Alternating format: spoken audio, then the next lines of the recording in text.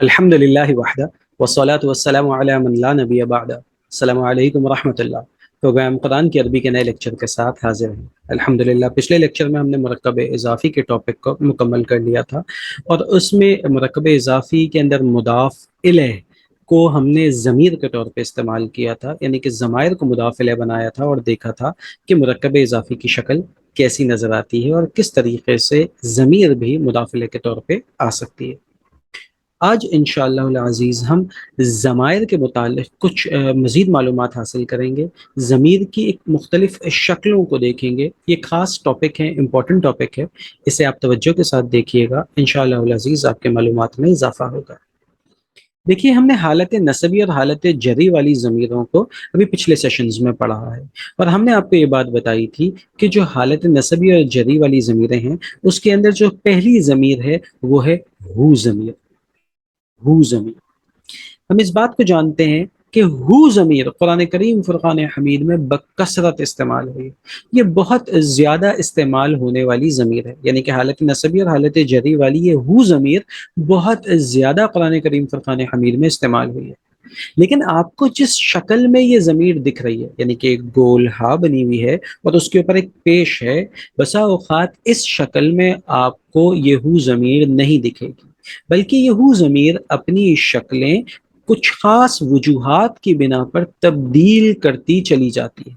اب ہم کوشش یہ کریں گے کہ ان شکلوں کو پڑھیں، ان شکلوں کو دیکھیں، ان کو سمجھیں کہ کب یہ ہو ضمیر ان شکلوں میں آتی ہے، تاکہ جب اس ضمیر کو ہم دیکھیں تو فوراً پہچان جائیں کہ یہ یا تو حالت نسبی میں ہے یا پھر حالت جری میں ہے۔ اب آپ ذرا غور کیجئے گا، میں نے جیسے عرض کیا کہ ہو ضمیر ہمیں مختلف شکلوں میں دکھے گی، وہ شکلیں کون کون سی ہوں گی؟ دیکھیے چارٹ کی مدد سے اسے سمجھنے کی کوشش کرتے ہیں۔ یہ ہو ضمیر کبھی آپ کو گول ہا لکھا ہوگا اور اس کے ساتھ الٹے پیش کے ساتھ نظر آئے گی۔ ہو ضمیر آپ کو کبھی الٹے پیش کے ساتھ نظر آئے گی، دیکھیے یہاں پہ الٹا پیش موجود ہے، تو یہ ہو ضمیر آپ کو کبھی الٹے پیش کے ساتھ نظر آئے گی، کبھی آپ کو کھڑی زیر کے ساتھ نظر آئے گی۔ دیکھیے ہا گول ہا بنی ہوئی ہے اور اس کے نیچے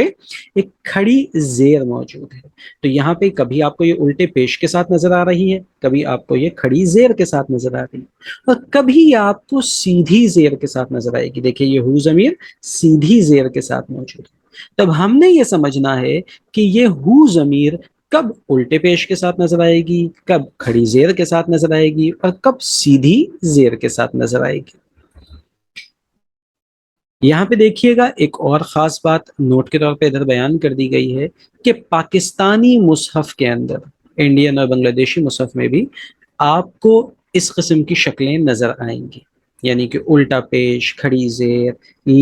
سیدھی زیر، یہ آپ کو یہاں پہ نظر آئیں گی۔ لیکن آپ کو عربوں کے مصحف کے اندر یہ الٹی پیش اور کھڑی زیر نظر نہیں آئے گی، بلکہ ہر جگہ پر یہ سیدھی زیر کے ساتھ ہی ضمیر آپ کو دکھائی دے گی۔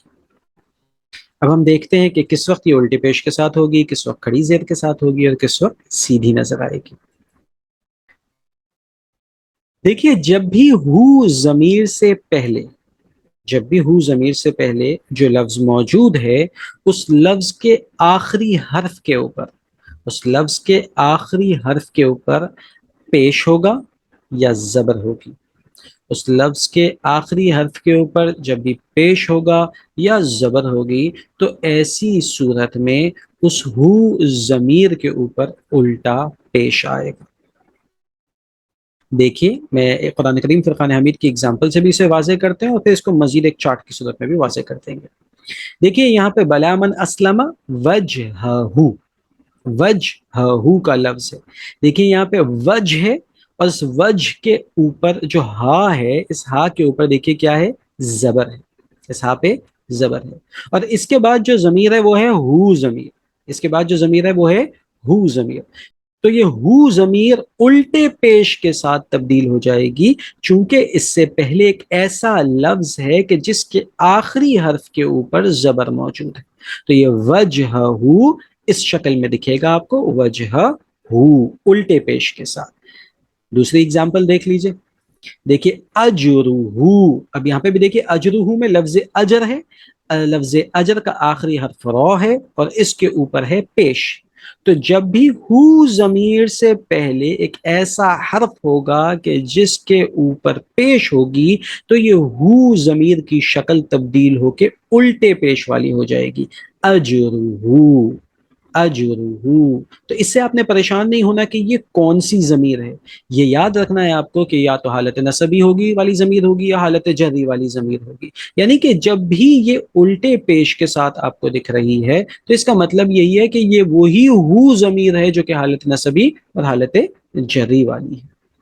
تو یہاں پہ خلاصے کے طور پہ ہمیں پتہ چل گیا کہ جب بھی ہو ضمیر سے پہلے جو لفظ ہے اس کے آخری حرف کے اوپر اگر پیش ہوگا یا اس کے آخری حرف کے اوپر زبر ہوگا تو وہ ہو ضمیر الٹے پیش کے ساتھ لکھی جائے گی، جیسے کہ ایگزامپلز میں ہے وجہہ، اجرہ۔ اگلی شکل کی طرف چلتے ہیں۔ جب بھی ہو ضمیر سے پہلے والے حرف کے اوپر، جب بھی ہو ضمیر سے پہلے والے حرف کے اوپر زیر ہوگی، ہو ضمیر سے پہلے ایک لفظ ہوگا، اس لفظ کا جو آخری حرف ہوگا اس کے اوپر زیر ہوگی، تو پھر یہ ہو ضمیر کھڑی زیر کے ساتھ لکھی جائے گی، تو یہ ضمیر کھڑی زیر کے ساتھ لکھی جائے گی۔ اگزامپل کے طور پہ دیکھیے گا اسی کے اندر، اجرہ عند ربی ہی، عند ربی ہی، تو یہ ربی ہی میں دیکھیے جو یہ ہو ضمیر ہے یہ کھڑی زیر کے ساتھ لکھی گئی ہے، اسے ہم چارٹ کی صورت میں بھی دیکھتے ہیں۔ دیکھیے لفظ ربی موجود ہے یہاں پہ اور اس کے بعد ہے ہو ضمیر، تو جیسے ہی لفظ رب کے نیچے زیر ہے، یہاں پہ اس بات کو بھی سمجھ لیجئے گا، بسا اوقات لوگ سمجھتے ہیں کہ یہ تشدید کے نیچے جو یہ حرکت آئی ہوئی ہے یہ زبر کی حرکت ہے، یاد رکھیے گا یہ زبر کی حرکت نہیں ہے بلکہ اسے زیر ہی کی حرکت کہا جاتا ہے۔ تشدید کے اوپر جب بھی حرکت لگے گی تو وہ زبر ہوگی، اگر تشدید کے نیچے حرکت آ رہی ہے تو پھر وہ زیر ہوگی۔ بسا اوقات لکھا ایسے جاتا ہے کہ با کے نیچے زیر ڈال دی جاتی ہے، لیکن اگر تشدید ہے تو تشدید کے نیچے بھی جو حرکت آتی ہے اسے آپ زیر ہی پڑھتے ہیں۔ تو دیکھیے یہاں پہ بھی یہی بات بیان کی گئی کہ ربی اور اس کے بعد پھر ہو ضمیر آئی، تو دیکھیے وہ کیا شکل بن گئی اس کی، ربی ہی، ہو جو ہے وہ کھڑی زیر کے ساتھ لکھا گیا، لہٰذا یہ بھی حالت نصبی یا حالت جری میں سے کوئی ایک ضمیر ہوگی، یہاں پر یہ ہو ضمیر کھڑی زیر کے ساتھ پائی جو لفظ، تو دیکھیے یہ جو لفظ رب ہے اس کے چونکہ با کے نیچے زیر ہے اور اس کے بعد ہو ضمیر آئی، تو ہم نے قاعدہ یہ پڑھا کہ جب بھی ہو ضمیر سے پہلے والے حرف کے نیچے زیر ہوگا تو یہ ہو ضمیر کھڑی زیر کے ساتھ لکھی جائے گی، لہٰذا یہ ہو گیا ربی ہی۔ تیسری شکل بھی اس کی دیکھ لیتے ہیں۔ دیکھیے جب بھی ہو ضمیر سے پہلے والا حرف یا ساکن ہوگا، یا ایسی یا کہ جس کے اوپر جزم ہے، جس کے اوپر سکون ہے، یا ساکن ہوگی، تو وہ ہو ضمیر سیدھی زیر کے ساتھ لکھی جائے گی۔ جب بھی ہو ضمیر سے پہلے والے لفظ کے اوپر جو آخری حرف ہے اس لفظ کا وہ یا ساکن ہوگا، جو آخری حرف ہے وہ یا ساکن ہوگا، یا وہ یا جس کے اوپر جزم ہوتی ہے وہ ہوگا، تو پھر ایسی صورت میں وہ جو ہو ضمیر ہے وہ سیدھی زیر کے ساتھ لکھی جائے گی۔ اگزامپل دیکھ لیتے ہیں، لا ریب فیہ، اب دیکھیے اسے ہم چارٹ کی صورت میں بھی دیکھ لیتے ہیں، فی ہی، دیکھیے فی ایک لفظ ہے اور اس کے اندر آخری جو حرف ہے وہ یا ساکن ہے اور اس کے بعد ہو ضمیر موجود ہے، تو اب یاد رکھیے گا کہ جب بھی ہو ضمیر سے پہلے یا ساکن ہوگی تو وہ ہو ضمیر سیدھی زیر کے ساتھ لکھی جائے گی، جیسے کہ اس وقت فی کے بعد یہ ہو ضمیر سیدھی زیر کے ساتھ لکھی گئی ہے۔